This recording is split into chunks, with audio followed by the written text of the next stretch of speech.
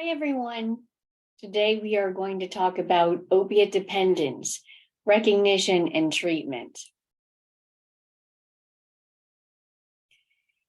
Interestingly enough, pain management used to be referred to as the fifth vital sign. It was considered to be crucial for the quality of care. And doctors had been scrutinized to ensure that they were actually providing adequate pain control by hospital surveyors back in the 2000s, not that long ago. The surveyors were focused on identification and treatment of pain, and everyone was required a pain score upon admission to the hospital. Doctors were trying to do the right thing, and I, as a doctor, can attest to the fact that doctors really do want what is in the best interest of the patient, for the most part. Opiates, such as oxycodone, were considered revolutionary due to positive effects that they provided for the relief of pain. It was considered groundbreaking. Opiate dependence is now an epidemic in the United States, possibly as a result of the availability of narcotic pain medication.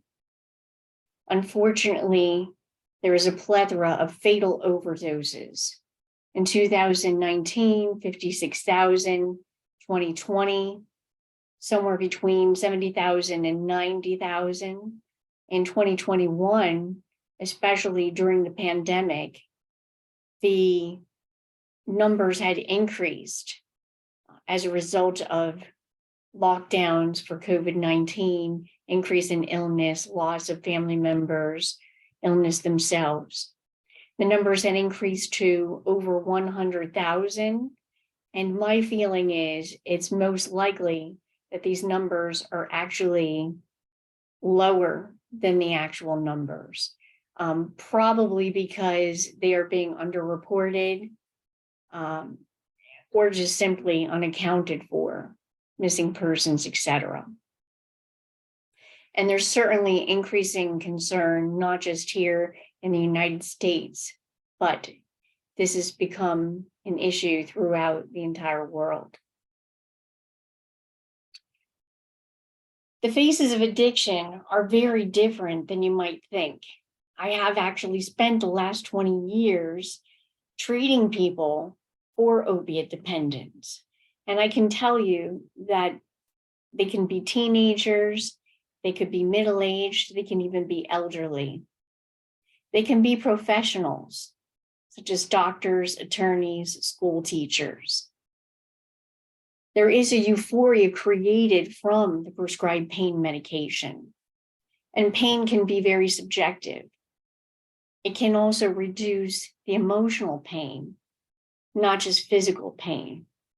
And because of this rapid relief that people experience, may actually trigger misuse and abuse, very unintentionally. So what are opiates and opioids? Narcotic painkillers are derived from the opium poppy flower. They are actually prescribed to be used for moderate to severe pain. And what they do is they target the different pain receptors in the body. Natural opiates are naturally containing alkaloids, such as opium, morphine, codeine, heroin, the direct derivatives from the poppy. There are also some semi-synthetics which contain natural alkaloids, such as oxymorphone, hydrocodone, oxycodone, and hydromorphone. And then there are pure synthetic counterparts, which are referred to as Demerol, Fentanyl, Dilaudid, Norco, Lortab, and Tramadol. The names opiate and opioids are sometimes used interchangeably. They both have a serious potential for abuse, misuse, and dependence. Fentanyl. We have all heard on the news and the newspapers about fentanyl. And most of the heroin in the United States is now cut with fentanyl. Cut meaning it is actually separated and diluted, so to speak, with fentanyl so that it could be spread out and cut with something that is extremely potent to actually not reduce its quote unquote value. This accounts for the higher number of overdoses for sure. If you can believe it, fentanyl is actually 50 times more potent than heroin. There is actually a derivative of fentanyl called carfentanil, and that is actually 100 times more potent than heroin. Hard to imagine. It is actually used as an elephant tranquilizer. The fentanyl can be so potent that some are unable to be successfully revived with naloxone, which is a reversal medication used in emergencies. And even though it is repeated with its dosing, the naloxone sometimes and often can fail.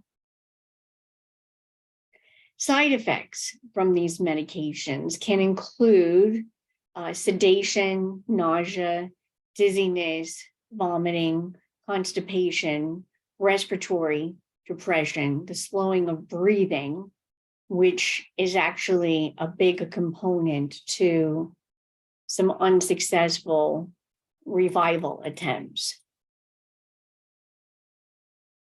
Opiates should not be used in those with chronic and severe cardiac issues, respiratory issues, and also because they can be so addictive, caution should be used in those with a personal history or family abuse of substance abuse.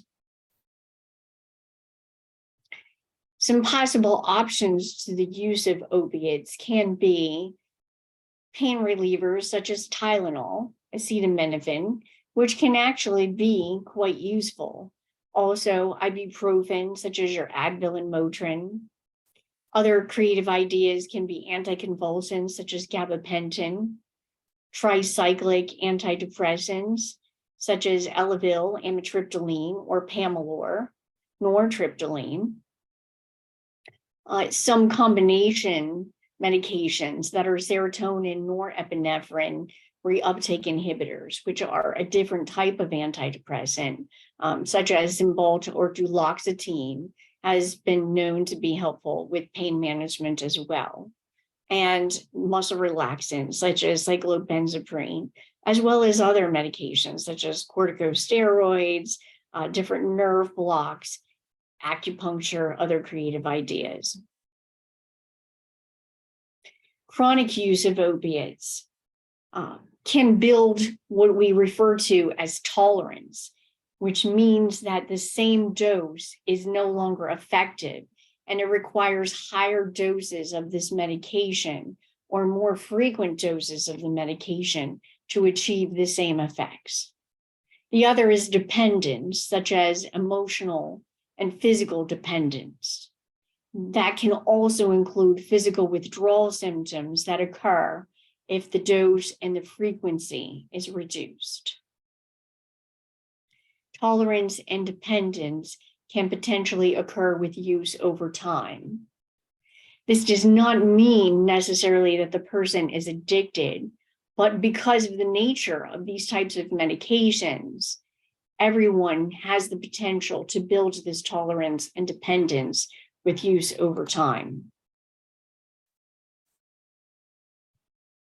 Tolerance and dependence may begin very quickly, even in the first several weeks of use. Patients often may need to supplement from other sources. There becomes a feeling of desperation for the medication, for one, because it provides such adequate relief, and also because the withdrawal symptoms are so incredibly uncomfortable. So what happens is that the patient may go to multiple doctors to obtain the medication. They may become very deceptive, conniving, maybe misleading. And these could be the nicest, kindest people. However, in the feeling of desperation, people may go to measures and extremes that they would never do before. Also, they may go through incredible lengths to obtain the substance illegally. At the point in treatment, the person is no longer getting high. So the clear message I need to make to people is this is no longer an enjoyment, if there was any enjoyment to begin with. There is no euphoria. The patient is just attempting to no longer feel sick and is preventing the withdrawal symptoms, but they would never feel that emotional and physical relief that they had felt in the initial stages of the use of the medication. Substances of abuse may increase dopamine activity, which really tricks the brain into believing that opiates are necessary for survival. And that really is a part of addiction, where obtaining the medication may be the same as obtaining food, drink, and shelter, safety. So as I have said, opioid addiction can include both a psychological and physical component to the dependence. The symptoms may occur if short-acting opiates are not taken even within several hours. This person can already experience some withdrawal symptoms. The patient may often switch from oxycodone to heroin, so a prescription medication, then maybe obtaining the prescription medication illegally to actually using heroin on the streets, quote unquote, since it is actually more potent because the patient has built up tolerance, or sadly enough, it is actually cheaper to obtain to facilitate the habit. The person may also switch to snorting medication, such as crushing pills and then snorting them, snorting heroin, or actually eventually using IV heroin due to tolerance. I have often seen people in the office who have had no experience with any abusive substances in their entire lives, have had injuries, surgeries, were given the medication in good faith. And sure enough, with chronic pain issues, the person had to go through extreme lengths of obtaining the medication and became full-blown addicted to these medications, often resorting to illegal behavior in order to obtain the medication, putting themselves at serious harm in risky environments, doing risky things in order to obtain this medication. Addiction refers, as I have said, to both the emotional and physical dependence, and going through great lengths as if this medication were needed for survival. Often people may obtain the medications from multiple doctors and illegal means, even if there are some significant negative personal, social, academic, occupational, and legal consequences. That is, by definition, addiction.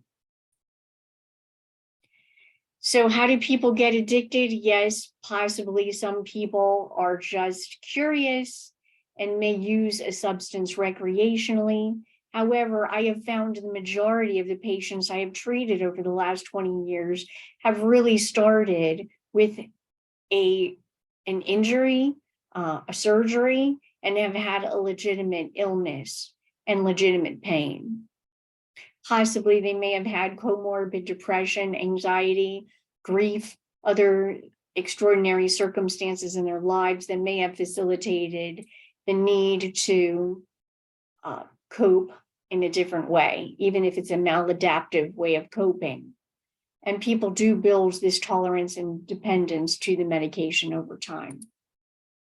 So what are the signs of addiction? There can be a lot of behavioral changes associated with it. If it's a family member, a loved one, you may notice some mood swings, some irritability. People may tend to isolate themselves more, not want to be around people. Often they may be sick or in withdrawal or trying to find means of obtaining the substance. They may be in isolation because they are trying to hide their habit from other people.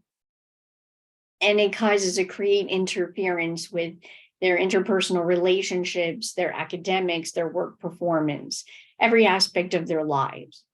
And there can be a lot of physical changes as well. There can be weight loss, drowsiness, changes in sleep patterns, increased sleep, decreased sleep. It can affect them in all sorts of ways. The withdrawal symptoms can be very significant and very severe. Some of them may start like flu-like symptoms, such as some nasal congestion, runny nose, runny eyes, and can eventually develop into more uncomfortable symptoms such as nausea, vomiting, diarrhea, abdominal cramping, joint pain, muscle aches, severe drowsiness, or actually a restlessness, and uncomfortability, an inability to lie or sit still. There can be a sleep disturbance, severe insomnia, and many times you can actually see goosebumps, hence the term meaning cold turkey. They may also have changes in their pupils that would become more dilated because their pupils would become very small, called meiosis, during the use of the medication. The withdrawal would actually cause a widening of those pupils, called mydriasis. The signs of opiate overdose can actually be pinpoint pupils when they are in the midst of this intoxication, so to speak, of the medication. There can also be a loss of consciousness, a limp body. There may be very shallow breathing, choking, gurgling in the throat. Their skin may be cold and clammy as their circulation may change. Discoloration of the skin. If this person seems like there is an overdose, do not take any chances. There is actually a call for an emergency rescue that is needed in that situation, such as in the United States calling 911 or taking the person to the nearest emergency room. Utilizing Narcan as a rescue medication, and you may need multiple doses to reverse this overdose. So many times people have the opportunity to have naloxone in their households. Many prescribers now are required, if they are prescribing with any narcotic pain medication, to also prescribe naloxone along with it in the case of a potential overdose. This medication had previously been only in the hands of emergency physicians or emergency rescue teams. Now, any family, friend, or that person can have that medication on them to be utilized. There are also laws that are implemented so that there are no legal implications to calling, so that someone does not have to die unnecessarily. There are laws that state that if someone is trying to help someone and has even been under the influence of a substance, they may call for a rescue team and there will not be legal consequences in those emergency circumstances. Unfortunately, because many people do not know this, they're fearful, peers, family members, fearful of calling the emergency rescue, that there may be some legal consequences, both for the person at risk and they themselves if they are also under the influence of a substance. What do you do if you suspect that a loved one is addicted? With compassion and without judgment, it's okay to ask questions. It's okay to inquire. You can also ask to speak to the person's medical provider. That way, if there is a possibility that you can be forthcoming about your concerns, that the doctor or medical provider can be alerted and this brought to their attention.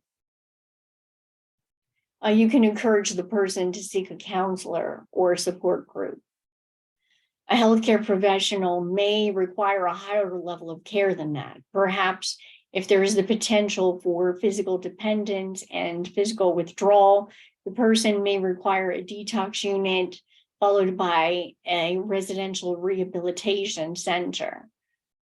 Also, in an office-based setting, medication-assisted treatment such as buprenorphine with the brand names called Suboxone, Subutex, Bunavail, and others may be useful. Methadone maintenance may also be a potential option for the person, and treatment with other blocking agents such as naltrexone, which can be in the form of oral medication or monthly injection. All of them can be potentially useful for people. It depends on that person's circumstances, is what that treatment provider will recommend at that time. And in my opinion, it is often that detoxes and rehabs can fail. And certainly I want to make the clear message that they can be also life-saving for many people, and I have seen that. But sometimes they are not always creating the most success for people.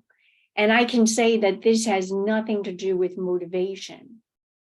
Sometimes it has to do with biology. And what I mean by that is with ongoing opiate use, the person may build more and more opiate receptors in their brain to allow the person to have more opioid with reward.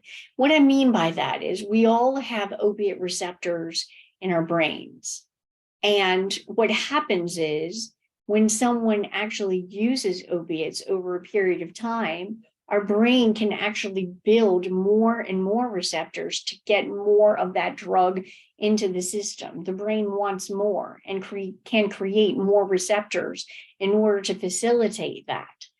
The brain then, once it attaches to those receptors, can release dopamine, which creates that euphoria or that reward and can reinforce that behavior of using the substance more and more. And that increase in the opiate receptors can actually cause the tolerance, the urges, the cravings for the substance, and actually the withdrawal. So once again, by saying detoxes and rehabs can be absolutely life-saving for people, but it's not always the person's fault when they relapse after a few days of residential treatment. And this is why. So even if a person enters a 3-day detox or even a 30-day rehab, the person is left with all these hungry receptors. And when the person leaves detox, he or she may have residual withdrawal symptoms and may have intense urges because of all of these receptors. And often someone can have a relapse and feel very despondent and hopeless about the situation, very guilty about the situation. Family members may feel like blaming them because they often feel like they're not motivated enough. And that guilt and that despondence and hopelessness can often perpetuate that behavior even more. That is why I am a big fan of medication-assisted treatment for opiate dependence. And medication-assisted treatment really started with methadone maintenance, which for many prior to other modalities and even currently can be very life-saving. There is no one size fits all, and I've seen methadone maintenance become incredibly helpful for many people. Often I will use in treatment buprenorphine maintenance, which is Suboxone, Bunavail, and Subutex. And buprenorphine maintenance is incredible, and I will explain how that works. Naltrexone therapy is also a close second in terms of that oral and monthly injection, as I've said. The brand names for that are Revia and Vivitrol and others. And naloxone, as mentioned, can also be considered a medication-assisted treatment, and it's that emergency rescue medication in the instance of an overdose, as I have mentioned before. So methadone maintenance was really the first medication-assisted treatment that was available. It does require dosing with a liquid so that it cannot be cheeked and reused by someone else. It is actually dosed, and the person takes that medication in front of others until they have had a significant amount of treatment before they can actually have quote unquote take-home bottles. So this medication is often required for an extended period of time to actually go to the methadone clinic at very early morning hours for their daily dosing. It can be very useful in patients that are pregnant, and there is a great safety with that, which is also life-changing when this came into availability for people probably 30, 40 years ago. But newborns can still be born with some opioid withdrawal symptoms and sometimes require a brief period of a detox or a wean, I should say, when the newborns are in the hospital system, which sounds frightening, but is actually very treatable and is actually a much better choice as opposed to someone that is pregnant being at risk for a heroin relapse per se, or opiate relapse. It can have significant side effects. Methadone is actually a very long-acting opiate in itself. Because it is very long-acting, there is a lesser tendency for abuse of it. Does not mean that it cannot be abused, but the side effects can be great, such as excessive sedation. It can have weight gain, deterioration of dental, bone, any kind of bone and joints in the body can have some deterioration. So yes, it is a very helpful medication, but could there be long-term potential serious consequences to it? Absolutely. If it is misused in any way, it can actually lead to an overdose as well. But the quality of life, because of the side effects, is less than perfect. Buprenorphine treatment was brought here in the United States in the year 2000. And it's actually really groundbreaking. To me, it's just an incredibly impressive medication. I can go on and on about the benefits of this medication. And in my opinion, it's greatly misunderstood and actually has some unnecessary bad reputation. And I'll explain that. It is considered opioid-like, such as methadone, but it is actually not a pure opiate agonist. It's not a complete opiate per se. It is actually considered what they call a partial opioid agonist and partial opioid antagonist. So what I mean by that is it will actually sit on the opiate receptors, but if another pure opiate comes into the person's system, then it acts like an agonist and will push the opiate away and actually block that by sitting on the opioid receptor. So it'll actually push the opiate out of the way and not be used as a priority. The Suboxone, Zubsolv, Unavail also have a second antagonist. So these medications, such as Suboxone, are not just the pure opioid antagonist and agonist. They also have a second blocker built into it called naloxone. So it is very similar to the rescue medications. It's in that same family. It is a blocker, and So basically, there's actually two blockers that are used in Suboxone to prevent the use of a primary opioid medication. The buprenorphine alone is indicated specifically for people that women that are pregnant or breastfeeding. They actually can take this medication. It is safe enough to use in pregnancy and breastfeeding. Actually, in the comparison of research, methadone was the medication of choice for pregnant women. I feel like the research is leaning towards a cleaner profile, cleaner side effect profile with buprenorphine, that they actually have better outcomes and less withdrawal symptoms in the newborns, and less of a need to wean off the medication like methadone requires.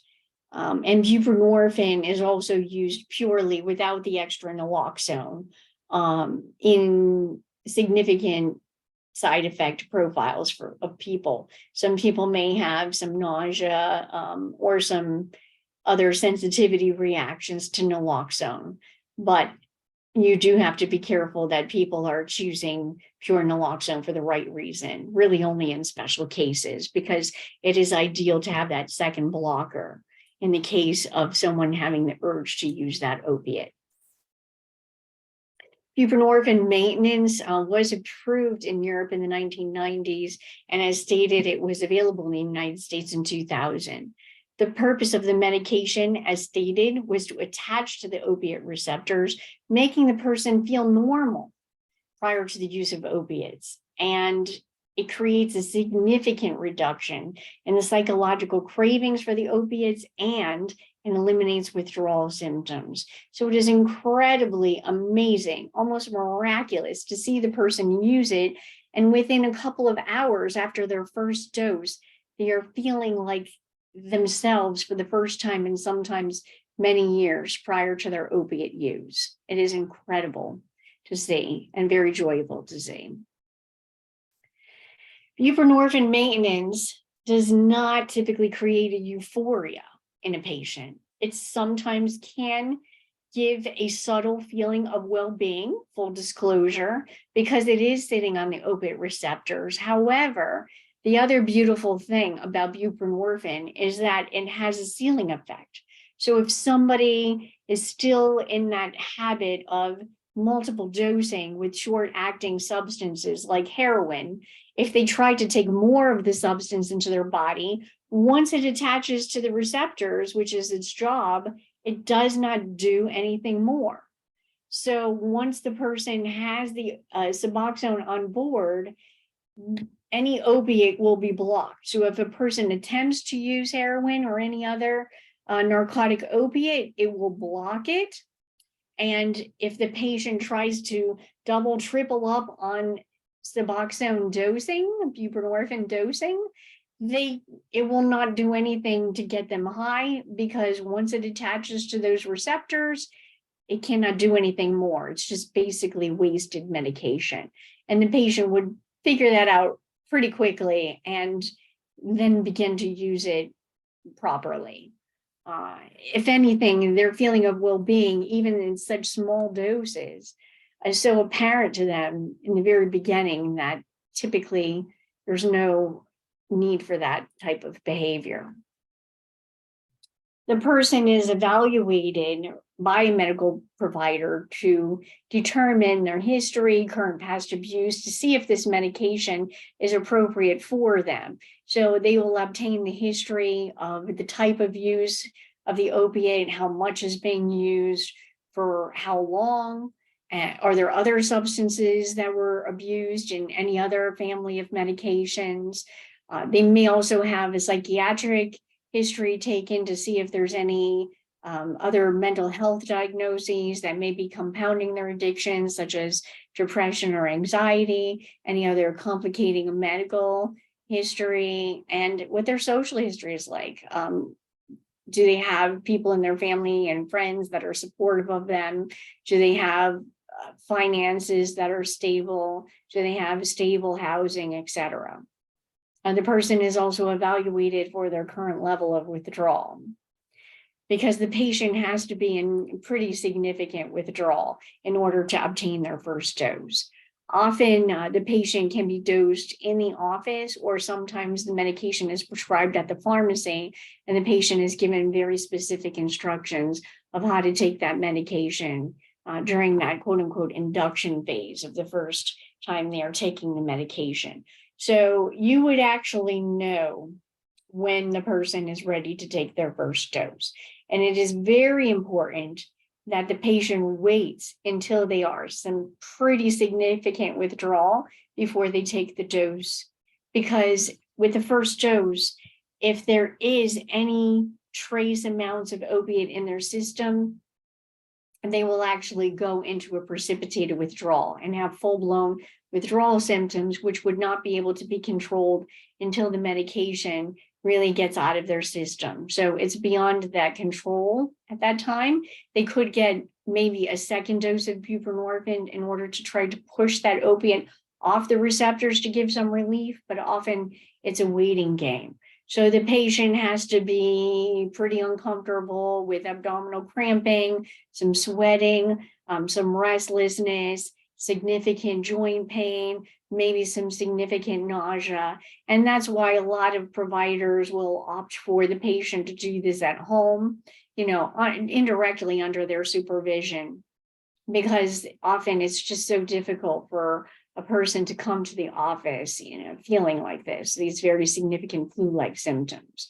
So this level of withdrawal usually occurs for short-acting opiates within about a 24 to 48 hour period, and a minimum of 72 hours for longer acting opiates. So it is a little bit more complicated to actually withdraw from something long acting like methadone, or even a longer acting OxyContin, for instance, that is a longer acting opiate. It takes a little bit of time for that to come out of the system. So that's the crucial phase. What you want is the first experience with buprenorphine to be a very positive one. So the hardest part is that wait. The person may hold that first dose as long as possible. Sometimes what I would suggest with the patient is I would give them maybe something that's very safe, that would be comfortable for them to sleep through some of those withdrawal symptoms. If they can actually sleep and wake up in an absolute full-blown withdrawal and then take their first dose, that would be an ideal way to actually start the medication. So if they can actually sleep through some of those withdrawal symptoms, that would actually be ideal. So once again, the person must be in moderate to severe withdrawal. Otherwise, there would be a precipitated withdrawal. And with proper dosing before your eyes, it would be 100% complete relief of the withdrawal symptoms within that 30 to 40 minutes time. If it's not, the patient may need to have a little bit more of that dose. So there is some fine tuning of that first dose, which would kind of give the medical provider a little bit of an insight as to what their proper maintenance dose, their daily dose should be at that point. And that's what we call the buprenorphine maintenance phase. So a maintenance dose is adjusted for the person. The person may see their provider every week or 2 weeks to kind of fine tune that Suboxone dose. The dose is actually taken under the tongue, and it's either a film, which almost looks like a breath strip, very thin, that melts very quickly, or some of them are in tablet form, but they're all taken under the tongue. So the mouth has to be moist, and after moistening the mouth, the patient can actually allow that content of the tablet or piece of a tablet or piece of the film to be completely dissolved in their mouth. And then once all of those contents are dissolved, to allow it to absorb as opposed to swallowing the contents. The swallowed contents are actually rendered to be useless within the GI tract.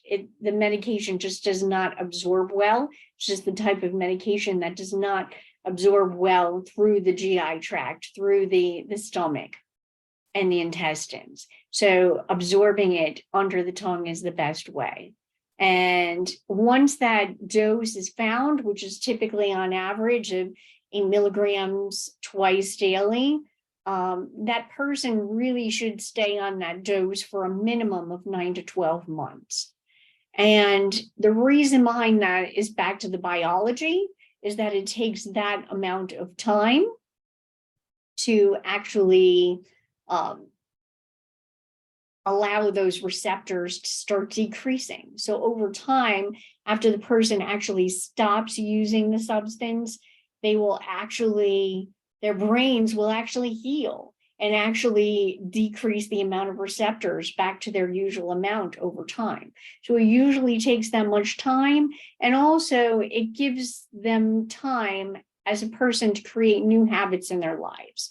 Maybe break some ties with people that are still using or facilitating their using. Maybe it would mean creating some healthy habits and lifestyle in their lives. So say, for instance, they might start an exercise regimen or change their diet, maybe start a hobby, look for work, creating healthy relationships in their lives. So it takes time to make some of those behavioral changes as well. And to be able to feel comfortable in that process and allow the body to heal during that time frame is just as crucial. Drug screens are often done in the office, and sometimes the instant screens that are done can be inconsistent with the person's history. So they may need to send out to a lab for more quantitative confirmation of the medication. They also would like to sometimes send out to an outside lab to test for the metabolites of the medication to actually determine by that, to make sure that the person is actually properly taking the medication as provided. Also, testing specifically for fentanyl is helpful to make sure that there's no illegal use of any substances and that the person is actually taking the medications as provided, and also not taking any substances that they should not be taking. And often in the initial stages, the person is seen, frequently, sometimes weekly, sometimes every couple of weeks, and then typically monthly and every couple of months during that stabilization phase, once they are in a good space. It's very essential to taper the medication very slowly. And this is really, really crucial. And this is something I stress upon.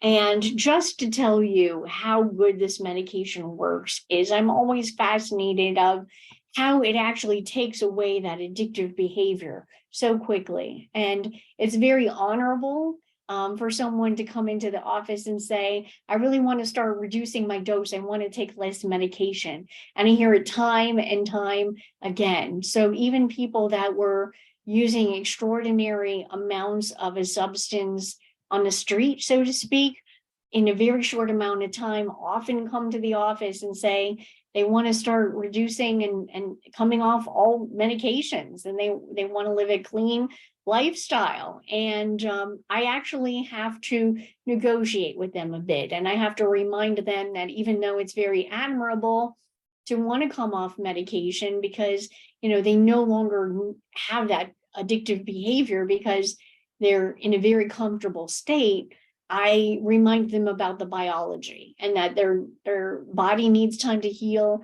and their change in behaviors needs time as well. And so I really do not encourage people to do that too quickly, because I feel like in order to be successful, people need that adequate 9 to 12 months in order to do that. And I understand that some of this medication is not covered by insurance, that there's offices that may have out-of-pocket practices that can be very expensive. I can tell you that I have worked in a practice that did take all private insurances, health insurances, including even Medicaid.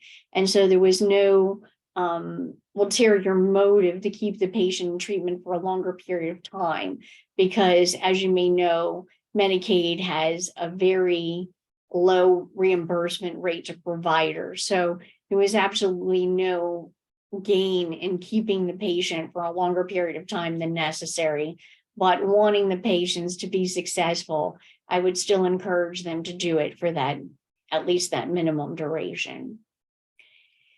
So also remembering that if someone's on 16 milligrams and they're only tapering once they get to that 12-month period, it may take 6 to 9 months in order for somebody to taper. Also, you want to take into account things in their lives. If people are under an unnecessary amount of stress, maybe tapering the medication at the time would not be an ideal situation. Also, in the extraordinary extremes of extreme hot and extreme cold weather, those conditions may not be ideal either. And typically the fall and the spring are a little bit easier.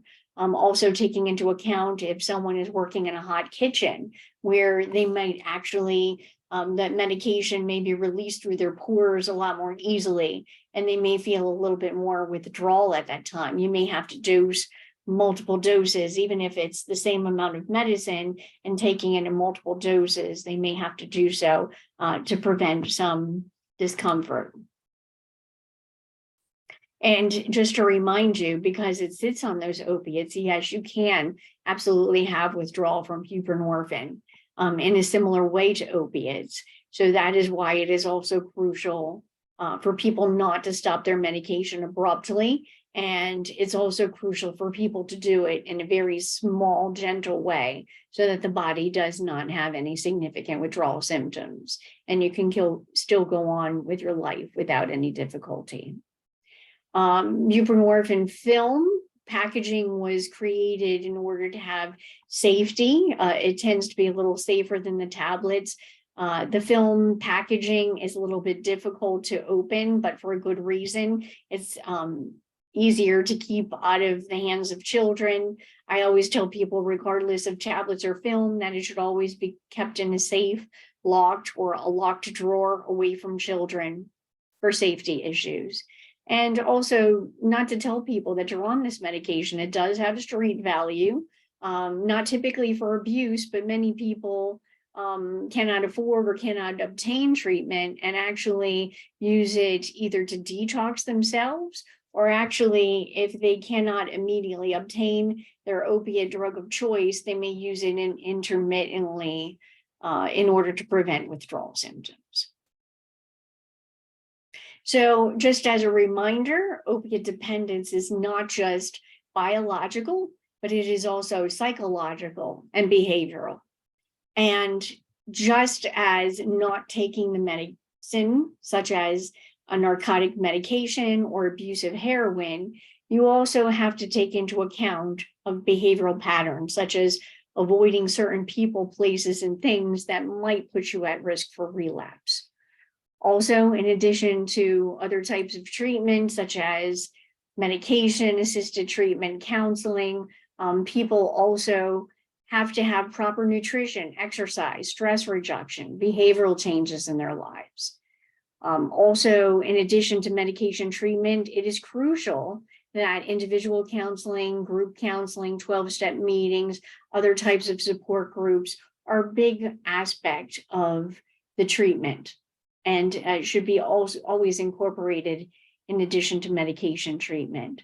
And support of family and friends is also a crucial part, because people need people. So I would say that those are just as important. And I love to talk about this topic because I am passionate about it.